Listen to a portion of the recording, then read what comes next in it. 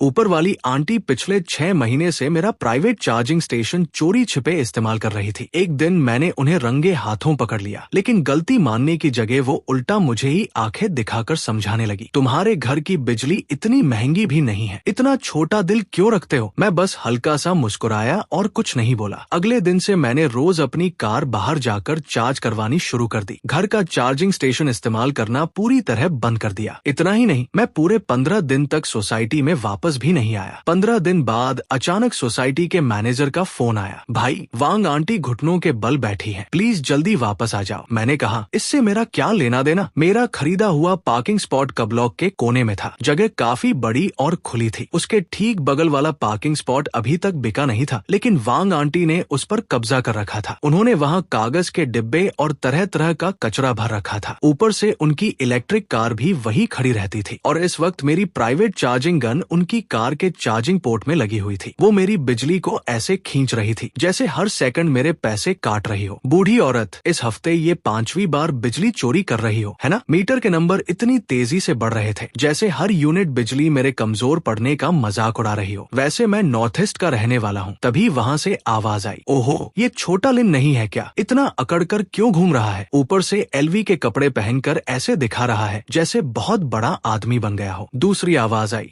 थोड़ी देर रुक, अभी इसे मजा चखाती हूँ। कुछ देर बाद मैं वापस सोसाइटी में पहुंचा। वांग आंटी ने मुझे देखते ही कहा, ओहो छोटा लिन वापस आ गया। मैंने शांत होकर कहा, वांग आंटी ये चार्जिंग स्टेशन मेरा प्राइवेट है, आप इससे चार्ज करेंगी तो मेरे पैसे कटेंगे। वो तुरंत बोली, अरे बेटा हम पड़ोसी हैं, तुम्हारी थोड़ी सी बिजली इस्तेमाल कर ली तो क्या हो गया। फिर वो मुझे समझाते हुए बोली, तुम इतनी महंगी कार चलाते हो, इतने बड़े घर में रहते हो, फिर इतनी सी बिजली के पैसों की भी चिंता करते हो। मैं देखती हूँ तुम भी तो इसे ज्यादा इस्तेमाल नहीं करते, ऐसे खाली पड़ा रहता है तो बर्बाद ही होता है। वो यही नहीं रुकी, आगे बोली, और मेरे बेटे ने कहा है कि इसे रिसोर्स शेयरिंग कहते हैं। तुम अकेले रहते हो जबकि हमारे घर में 5 लोग हैं। पड़ोसी होने के नाते थोड़ा सहयोग कर दोगे तो पुण्य ही मिलेगा, इतना भी कंजूस मत बनो, आखिर आगे भी रोज एक दूसरे से मिलना है। मैं मन ही मन हंसा। पुण्य, मुझे तो लगता है ये दुश्मनी जमा करने का तरीका है। ये लोग ऐसे ही होते हैं, किसी और का फायदा उठाना इन्हें अपनी होशियारी लगता है और सामने वाले की अच्छी परवरिश को उसकी कमजोरी समझते हैं। ऐसे लोगों से बहस करना मतलब अपना समय बर्बाद करना। मैंने आखिर में कहा, ठीक है आंटी आप सही कह रही हैं, आखिर दूर के रिश्तेदार से अच्छा पड़ोसी होता है। वांग आंटी तुरंत खुश हो गई। बस यही तो बात है, आजकल के युवाओं को समझदार होना चाहिए। फिर अचानक मेरी पार्किंग की तरफ देखकर बोली, वैसे तुम्हारा पार्किंग स्पॉट काफी बड़ा है, आगे अगर मेरा बेटा कार लेकर आए और उसे जगह न मिले तो वो तुम्हारी पार्किंग में ही खड़ी कर देगा। वैसे भी तुम रात में ज्यादा चार्ज नहीं करते।